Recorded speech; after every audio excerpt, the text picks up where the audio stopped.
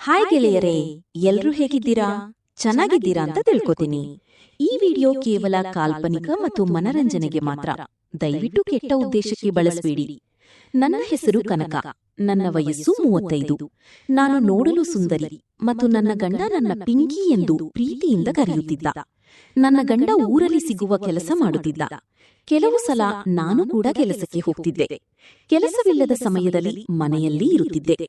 ಪ್ರತಿ ವರ್ಷದಂತೆ ಈ ವರ್ಷ ನಮ್ಮ ಊರಲ್ಲಿ ಕಬ್ಬು ಕಟಾವಿನ ಸೀಸನ್ ಶುರುವಾಯಿತು.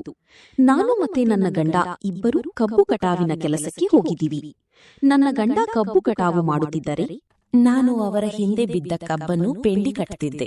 ಹೀಗೆ 20 ಜನ ಒಂದು ಹೊಲದಲ್ಲಿ ಕೆಲಸ ಮಾಡ್ತಿದ್ದೆವು. ನಮ್ಮ ಊರಲ್ಲಿ ಆಕಾಶ್ ಎಂಬ ಹುಡುಗ ನೋಡಲು ಸೂಪರ್ ಆಗಿ ಇದ್ದ. ಅವನ ವಯಸ್ಸು 26. ಹರೆಯದ ಹುಡುಗ, ಇನ್ನೂ ಮದುವೆಯಾಗಿರ್ಲಿಲ್ಲ. ತುಂಬಾ ಒಳ್ಳೆಯವ. ನಮ್ಮ ಯಜಮಾನರ ಪಕ್ಕಲ್ಲೇ ಅವನು ಕಬ್ಬು ಕಟಾವು ಮಾಡ್ತಿದ್ದ. ನನ್ನ ದೃಷ್ಟಿ ಅವನ ಕಡೆ ಹೋಯಿತು. ನಾನು ಕಬ್ಬು ಪೆಂಡಿ ಕಟ್ತಾ ನನ್ನ ಮನಸ್ಸು ಅವನ ಕಡೆ ಜಾರತೊಡಗಿತು. ಹೇಗಾದ್ರೂ ಮಾಡಿ ಅವನು ನನ್ನವನನ್ನಾಗಿ ಮಾಡ್ಕೊಳ್ಬೇಕು ಅಂತ ನನ್ನ ಮನಸ್ಸು ಚಡಪಡಿಸುತ್ತಿತ್ತು. ಕೆಲಸ ಮಾಡ್ತಾ 1 ಗಂಟೆಯಾಯಿತು. ಎಲ್ಲರೂ ತಮ್ಮ ಕೆಲಸ ನಿಲ್ಲಿಸಿ ಕೈ ಕಾಲು ಮುಖ ತೊಳೆದುಕೊಂಡು ಒಂದು ದೊಡ್ಡದಾದ ಗಿಡದ ನೆರಳಿನ ಬೂಡದಲ್ಲಿ ಕುಳಿತು ಎಲ್ಲರೂ ಊಟ ಮಾಡ್ತಿದ್ದೆವು. ನಾನು ಮತ್ತು ನನ್ನ ಗಂಡ ಬುತ್ತಿ ಬಿಚ್ಚಿ ಊಟ ಮಾಡ್ತಾ ಇದ್ದೆವು. ಅವನು ನಮ್ಮ ಸಮೀಪ ದೂರದಲ್ಲಿ ಕುಳಿತು ಊಟ ಮಾಡ್ತಿದ್ದ. ಮತ್ತೆ ನಾನು ಅವನ ಕಡೆ ನೋಡುತ್ತಾ ಊಟ ಮಾಡ್ತಾ ಇದ್ದೆ. ಅವನು ಆ ಕಡೆ ಈ ಕಡೆ ನೋಡ್ತಾ ಇದ್ದ. ಪಕ್ಕದಲ್ಲಿರುವರು ತಮ್ಮ ತಮ್ಮ ಊಟವನ್ನು ಹಂಚಿಕೊಳ್ಳುತ್ತಿದ್ದರು. ನಾನು ಅವನಿಗೆ 2 ರೊಟ್ಟಿ, ಪಲ್ಯ, ಅನ್ನ, ಸಾಂಬಾರ್ ಕೊಟ್ಟೆ. ಅವನು ತುಂಬಾ ಖುಷಿಯಾದ. ಮತ್ತೆ ಆವಾಗ ನನ್ನ ನೋಡ್ತಾ ಇದ್ದ. ಊಟ ಮುಗಿಸಿ ಮತ್ತೆ ಕೆಲಸ ಶುರು ಮಾಡಿದೆವು. ಸ್ವಲ್ಪ ಸಮಯದ ನಂತರ ನೀರು ತರಲು ಪಕ್ಕ ತೋಟದಲ್ಲಿದ್ದ ಬಾವಿಯಿಂದ ತರಲು ಹೋದೆ. ಅವನು ನನ್ನ ಹಿಂದೆ ಬಂದ. ಮತ್ತೆ ನಾನು ನಿನ್ನ ಮೊಬೈಲ್ ನಂಬರ್ ಕೊಡು ಅಂದೆ. ಅವನು ನಮ್ಮ ಅಪ್ಪ ಬೈತಾರೆ ಅಂದ. ನೀನಂದ್ರೆ ನನ್ಗಿಷ್ಟ ಆಗಿದ್ಯಾ, ನಿನ್ನ ಬಿಟ್ಟಿ ಇರೋಕಾಗ್ತಾ ಇಲ್ಲ, ಪ್ಲೀಸ್ ಕಣೋ ಅಂದೆ. ಹಾಗೂ ಹೀಗೂ ಮಾಡಿ ಅವನ ನಂಬರ್ ತಗೊಂಡೆ. ಮತ್ತೆ ಅವನು ಮುಂದೆ ಹೋದ. ನಾನು ಕೊಡದಲ್ಲಿ ನೀರು ತುಂಬಿಕೊಂಡು ಬಂದೆ. 1-2 ಗಂಟೆ ಕೆಲಸ ಮಾಡಿದೆವು. ಮತ್ತೆ ಎಲ್ಲ ಕಬ್ಬು ಕಟಾವು ಮಾಡಿದ ಮೇಲೆ ಟ್ರ್ಯಾಕ್ಟರ್ನಲ್ಲಿ ಕಬ್ಬು ತುಂಬಲು ಶುರು ಮಾಡಿದೆವು. ಟ್ರ್ಯಾಕ್ಟರ್ ಪೂರ್ತಿ ತುಂಬಿ ಸಂಜೆ ಮನೆಗೆ ಬಂದೆವು. ರಾತ್ರಿ ಊಟ ಮುಗಿಸಿ ನನ್ನ ಗಂಡ ಮಲಗಿದ. ಮೆಲ್ಲನೆ ನನ್ನ ಗಂಡನ ಅಂಗಿ ಹುಡುಕಲು ಶುರು ಮಾಡಿದೆ. ಏಕೆಂದರೆ ನನ್ನ ಗಂಡನ ಜೇಬನಲ್ಲಿ ಇದ್ದ ಮೊಬೈಲ್ ತಗೊಂಡು ನಿಧಾನವಾಗಿ ಬಾಗಿಲು ಹಾಕಿ ಮನೆಯ ಹಿಂದೆ ಬಂದು ಅವನು ಕೊಟ್ಟು ನಂಬರ ಮೊಬೈಲ್ನಲ್ಲಿ ಟೈಪ್ ಮಾಡಿ ಕಾಲ್ ಮಾಡಿದೆ.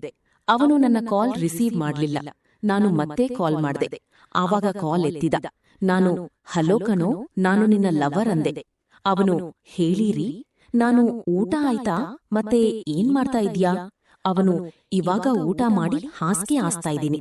ನಾನು ಇಷ್ಟು ಬೇಗ ನಿದ್ದೆ ಬಂತಾ ಅಂತ ಕೇಳಿದೆ. ಅವನು ಹೂರಿ ಅಂದ. ನಾನವಾಗ ಸಿಗ್ತೀಯಾ, ನಿನ್ನ ಜೊತೆ ಮಾತಾಡ್ಬೇಕು ಅಂದೆ. ಅವನು ಮಾತಾಡಿ ಅಂದ. ನಾನು ಇವಾಗಲ್ಲ, ಭೇಟಿ ಮಾಡೋಣ ಅಂದೆ. ಅವನು ಎಲ್ಲಿ ಬರ್ಬೇಕು ಅಂದ. ನಾನು ನಮ್ಮ ಮನೆಯ ಹಿಂದೆ ಒಂದು ಗಿಡ ಇದೆ, ಅದರ ಪಕ್ಕದಲ್ಲಿ ಒಂದು ಒಂಟಿ ಮನೆ ಇದೆ. ಅಲ್ಲಿ ಗಿಡ ಮರ ಇವೆ, ಪಕ್ಕದಲ್ಲಿ ನದಿ ಇದೆ, ಅಲ್ಲಿ ಬರ್ತೀಯಾ ಅಂತ ಹೇಳಿದೆ. ಅವನು ಇವಾಗ ಅಂದ.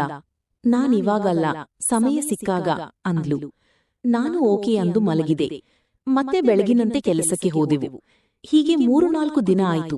ಅವನು ಕೆಲಸಕ್ಕೆ ಬರಲಿಲ್ಲ. ನನಗೆ ತುಂಬಾ ಭಯ ಆಯಿತು.